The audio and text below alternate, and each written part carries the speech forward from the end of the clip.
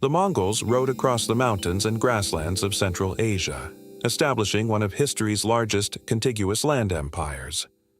However, before the Mongols rose to power, this region was home to another powerful nomadic group, the Uyghurs. The Uyghur Khaganate was a vast realm which bridged the gap between China and the Middle East along the Silk Road. At its peak, it controlled much of what is now northern China, Mongolia, Kazakhstan, and Uzbekistan. Though they never conquered a Chinese dynasty, they did ally with one. And when the Tang dynasty fell, they assisted the new ruler to take the throne. But like many other ancient civilizations, the Uyghurs were eventually defeated and their mighty empire disappeared. So let's explore the rise and fall of the Uyghur Khaganate. To understand where the Uyghurs came from, we first have to travel back to the Tarim Basin in northwestern China. The Tarim Basin has been inhabited since at least the 2nd millennium BCE. Various nomadic tribes lived there, including the Tocharians, an Indo-European people who spoke a language related to Sanskrit. But by the 3rd century CE, the Tocharians had already disappeared, possibly migrating to other regions or assimilating with other groups. In their place lived the Uyghurs, initially known as the Weibuls. They were part of a larger Turkic group and lived as pastoralists, raising livestock and moving their settlements seasonally for better grazing. It was during this time that they developed their language, which still survives today, and their traditional culture centered around horses. During the 4th century, the Western Jin dynasty attempted to conquer the Uyghurs, but failed due to their equestrian skills and guerrilla tactics. The Weibuls preferred to avoid large pitched battles and instead harass the Chinese troops with hit-and-mud tactics, utilizing cavalry charges and archery to wear down their opponents. The Jin rulers soon grew tired of this and left the Weibo alone. However, the Weibo were not the only people resisting the Chinese. Further north, another Turkic tribe called the Dingling were also fighting the Chinese, but from a different angle. They attacked directly, plundering settlements and raiding supply lines. Unlike the more peaceful Weibo, the Dingling were less concerned about trade and more focused on plunder. These two distinct ways of interacting with the Chinese would become important later. Throughout the 5th century, the Weibai continued to live as independent pastoralists until a powerful new force entered the region, the Hephthalites. The Hephthalites were a Central Asian nomadic confederation of various Turkic tribes. They emerged as a major power in the 4th century CE under the leadership of the legendary ruler Bumin Khagan.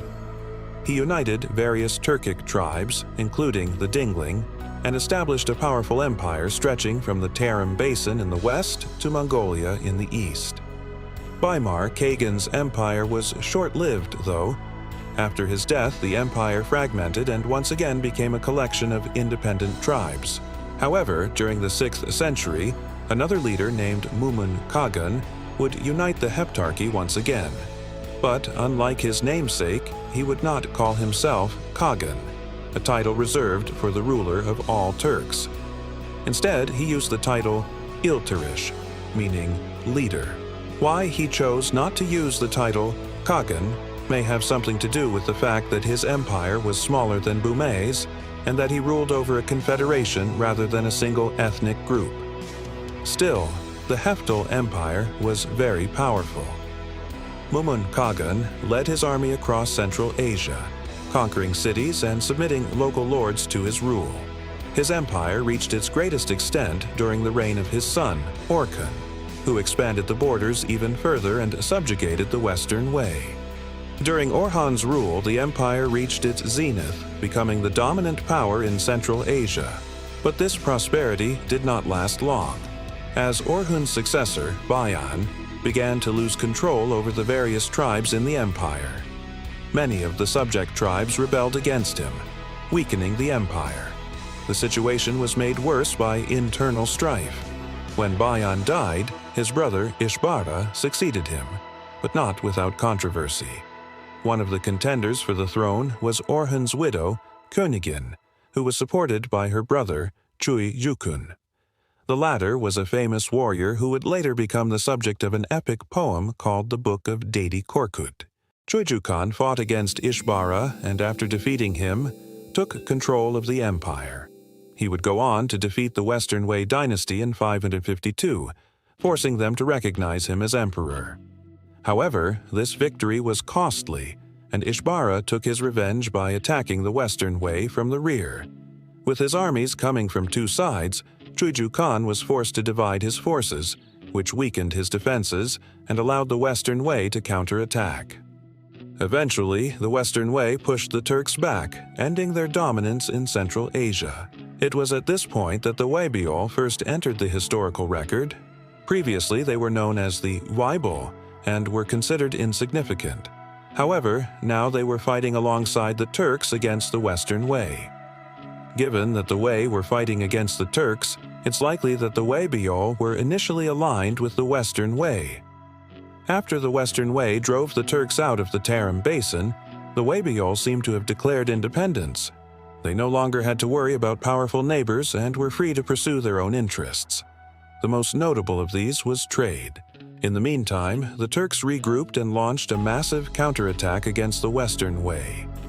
With the Turks at their back, the Weibiol had to seek new allies. They turned to the Eastern Wei, who had replaced the Western Wei after the latter collapsed. While the Eastern Wei initially rejected the alliance, they changed their mind when the Turks attacked them as well. The Weibo then convinced other Central Asian tribes such as the Zhueyant, Tujue, and Dingling to join the coalition against the Turks. The Dingling especially were eager to fight the Turks since they had been subjugated by them earlier. Together, they defeated the Turks and pushed them back to the Mongolian steppe. After this, the Weibo established a city at the crossroads of the northern and southern Silk Roads. This city became the center of the new Uyghur Khaganate. According to Arab sources, this occurred around 744 CE, while Chinese sources say it was in 759. Regardless, the new state initially had a loose confederation of tribes allied together against a common enemy. But as time passed, it evolved into something more. The capital city grew into a bustling metropolis. Merchants from all over Asia traveled there to trade exotic goods. The Uyghurs profited from controlling this vital trade route, and their wealth and power grew quickly. Soon, the neighboring tribes wanted to join the Khaganate instead of being conquered by it. This period marked the beginning of the Golden Age for the Uyghurs. Under their second emperor, Muhammad Kavi, the Uyghurs conquered the Tarim Basin, bringing it under the control of the Khaganate. He also led an invasion into Chinese territory, taking several cities in the northern Hebei region. However, he faced opposition from his own people. A member of the royal court assassinated Muhammad Kavi in 766. His successor, Sultan Sahu, had to deal with the fallout of this assassination. Many of the imperial clans were wiped out, and he suspected that his wife's family was responsible for it. To protect himself, he moved his capital to Suyab in 772, closer to his new ally, the Tibetans. However, this move angered the Uyghur nobility, who had been accustomed to a certain amount of luxury and comfort in the old capital. To appease them, Sultan bestowed titles and privileges on the aristocracy. This may have seemed like a good idea at the time, but in the long run, it created a rift between the ruling class and the rest of society. As the Uyghur Empire expanded, it absorbed various peoples, including the Sogdians, who were known as skilled merchants and middlemen in the Silk Road. The Uyghurs also adopted many aspects of Sogdian culture, including their writing system. The Sogdians primarily spoke a language from the Iranian family tree, but as the Uyghurs interacted with them, they began to incorporate loanwords into their Turkic language. This process would continue throughout the empire's existence, with words from Arabic, Chinese, and other languages being added to the Uyghur vocabulary. The Uyghur Khaganate reached its largest territorial extent during the reign of Qutuz, who expanded its borders to include parts of modern-day Afghanistan and Pakistan. His son, Bamsar, was obsessed with obtaining Chinese silk and would send his agents across the continent to acquire it. But his heavy taxes and levies to fund his silk addiction led to revolts. Eventually, his nobles deposed him and installed his younger brother, Moma, on the throne. Moma tried to repair the damage done by his predecessors and worked towards reconciliation with China. He even married a Chinese princess and established trade relations with the Tang dynasty. Meanwhile, the Abbasid Caliphate in the west was becoming increasingly aggressive towards the Uyghurs. In 806, they sent an army to attack the Uyghurs. The Uyghurs were caught off guard and suffered a defeat. They requested help from the Chinese, but their pleas were ignored. Realizing that they were on their own, the Uyghurs made peace with the Abbasids. A few years later, the Caliphate sent another army against them, but this time the Uyghurs were ready and they won a decisive victory. Despite this, tensions remained high and war was always a possibility. In 829, the Uyghurs suffered a devastating blow when a Chinese-backed coalition of Central Asian Khans destroyed their capital. Although the exact location of the capital at this time is unknown, it was likely somewhere in the Tarim Basin. The Uyghurs fled north and settled among the Mongols, abandoning their homeland to the invaders. The Mongol ruler at the time, Ogadei, welcomed them and granted them land in exchange for military service. Over time, the Uyghurs would assimilate with the Mongols, adopting their customs and way of life. Some of them would even serve in Genghis Khan's army during his campaigns. With the loss of their state, the Uyghurs disappeared from the historical record.